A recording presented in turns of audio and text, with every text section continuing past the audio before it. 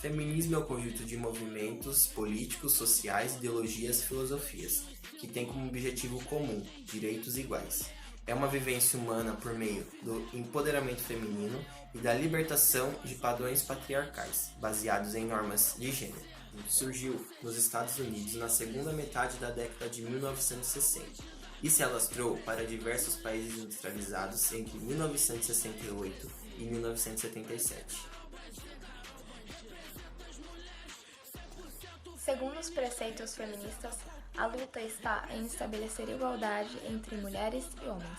O intuito é que, independentemente do gênero, ambos possuam os mesmos direitos, oportunidades e tratamentos. Portanto, é fundamental salientar que o feminismo não é o contrário do machismo, já que este, por sua vez, é uma constituição social imposta por uma sociedade patriarcal. O feminismo prevê que nós mulheres deixemos de ser vistas como objeto e posse dos homens. Estamos no século XX, não é tempo para isso, nunca foi e nunca será. O que o movimento feminista defende? Eles defendem principalmente a igualdade, oportunidade e tratamento entre homens e mulheres. Mas há também muitas outras questões que abrangem a defesa do movimento feminista, como o fim da desigualdade salarial e a igualdade na participação política, pois apenas 32% das mulheres participam de cargos políticos. Questões de saúde ligadas diretamente às mulheres, como a prevenção de doenças, sexualidade e discussões sobre o direito ao aborto. E também eles defendem a libertação dos padrões de beleza, o combate de diferentes tipos de assédio como moral e sexual, o fim da violência contra a mulher, violência dentro do relacionamento, violência sexual, assédio moral, violência obstétrica, entre outros, e direitos relacionados à maternidade como a amamentação. Esses são um pouco dos direitos que o movimento feminista luta e defende. Conquistas do movimento feminista no Brasil e no mundo. Em 1827, meninas foram liberadas para frequentarem escolas no Brasil. Em 1879, mulheres conquistam o direito ao acesso às faculdades no Brasil. Em 1910, o primeiro partido político brasileiro feminino é criado. Em 1918, mulheres conquistam o direito ao voto na Inglaterra. Em 1920, a Rússia legaliza o aborto seguro. Em 1923, mulheres japonesas conquistam o direito de participar de academias de artes marciais. Em 1932, mulheres conquistam o direito ao voto no Brasil. Em 1934, licença maternidade foi criada no Brasil. Em 1940, mulheres brasileiras conquistam o direito ao aborto seguro em duas situações, quando a gestante corre perigo e quando é uma gravidez resultante de estupro. Em 1943, mulheres começaram a decidir se queriam ou não ser donas de casa no Brasil. Antes disso, a mulher só poderia trabalhar fora com a permissão do marido. Em 1945, uma Carta das Nações Unidas reconhece a igualdade de direito entre homens e mulheres. Em 1951, foi aprovada pela Organização Internacional do Trabalho a igualdade de remuneração entre trabalho masculino e feminino para a função igual. Em 1962, é criado o Estatuto da Mulher Casada no Brasil, que permitiu que mulheres casadas não precisassem mais da autorização do marido para trabalhar e também passariam a ter direito à herança e à guarda dos filhos. Em 1977, a Lei do Divórcio é aprovada no Brasil. Em 1985, é criada a primeira Delegacia da Mulher no Brasil. Em 1985 também foi criado o Conselho Nacional do Direito da Mulher, com o objetivo de eliminar a discriminação e aumentar a participação feminina nas atividades políticas, econômicas e culturais no Brasil. Em 1988, a Constituição brasileira passa a reconhecer mulheres iguais aos homens. Em 2002, falta de virgindade deixa de ser crime no Brasil. Até esse momento, a não virgindade feminina era julgada como um crime e era justificativa aceitável para divórcios. Em 2005, Angela Merkel foi eleita a nova chanceler alemã, a primeira mulher a ocupar o cargo na história. Em 2006, é sancionada a Lei da Maria da Penha, para combater a violência à mulher. Em 2015, foi aprovada a Lei do Feminicídio no Brasil, que reconheceu o feminicídio como um crime. Em 2015, mulheres adquiriram o direito ao voto na Arábia Saudita. E em 2018, a importunação sexual feminina passou a ser considerada crime no Brasil. O feminismo no Brasil. O feminismo no Brasil é dividido em ondas marcadas pelas principais lutas de direitos das mulheres em cada momento histórico.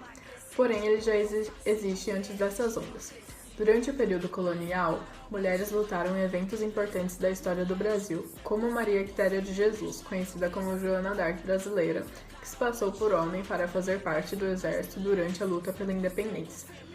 A primeira onda do feminismo tinha foco na igualdade de direitos na vida pública. Na virada do século XIX para o século XX, o direito de ir à escola era reservado apenas aos homens, e as mulheres só conseguiram esse direito em 1827. Nessa fase se destacou Nísia Floresta, considerada uma das primeiras educadoras feministas do Brasil. O século XX começou com mulheres clamando pelo direito ao voto, ao curso superior e à ampliação no campo de trabalho.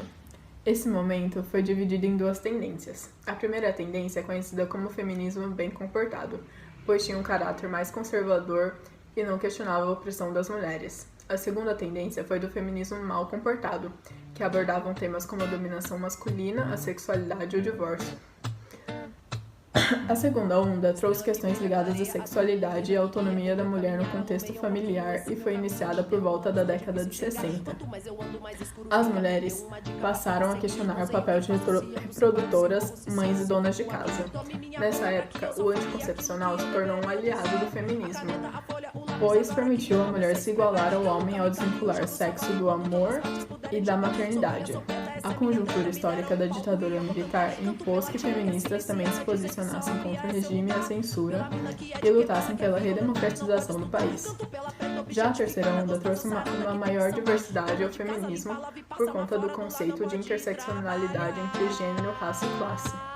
Ele reconhece que mulheres sofrem diferentes tipos de opressões que precisam ser reconhecidas para serem combatidas de maneira efetiva. Nessa onda ganha destaque as vertentes do feminismo negro, com debates sobre discriminação racial, genocídio da população negra e solidão da mulher negra.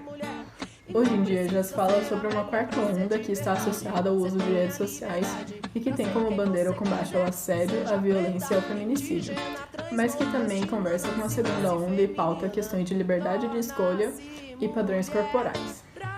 As redes sociais têm ajudado as mulheres a pautarem suas opiniões não só no meio digital, mas também a se organizarem nas suas. Um exemplo disso foi o movimento de mulheres no Brasil, que juntou milhões de pessoas na rua contra o então candidato à presidência, Jair Bolsonaro, nas eleições de 2018.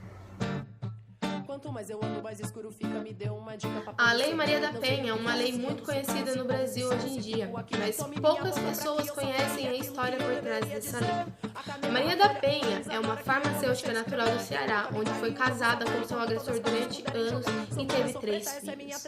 Em 1983, Maria da Penha foi quase morta por seu agressor a levar tiros de espingarda que a deixou paraplégica. Quando retornou à sua casa achando que as agressões tinham parado, foi surpreendida por ser eletrocutada com ele. Depois de quase ter morrido, resolveu falar abertamente com a justiça sobre o caso dela, só que enfrentou várias situações que muitas outras mulheres enfrentavam, que é a incredulidade por parte da justiça brasileira. Por sua parte, a defesa do agressor sempre alegava irregularidades no processo e o suspeito aguardava em julgamento em liberdade. Em 1994, Maria da Penha lança o seu livro que chama Sobrevivi, Posso Contar, onde conta as agressões sofridas por ela por parte de seu agressor. Da mesma forma, resolve acionar o Centro pela Justiça e o Direito Internacional, CEJIE, e o Comitê Latino-Americano e do Caribe para a Defesa do Direito das Mulheres, CLADEM. Estes organismos encaminham seu caso para a Comissão Interamericana de Direitos Humanos da Organização dos Estados Unidos, em 1998. O caso Maria da Penha só foi solucionado em 2002, mas a Lei Maria da Penha só entrou em vigor em 2006. O Brasil foi condenado por omissão e negligência da Corte Interamericana dos Estados Unidos Dessa maneira, o Brasil teve que rever as suas leis, criando a Lei Maria da Penha. E apenas 2% da população brasileira não conhece a Lei Maria da Penha hoje em dia. E depois que essa lei entrou em vigor, teve um aumento de 86% de denúncias de violência familiar e doméstica após a sua criação.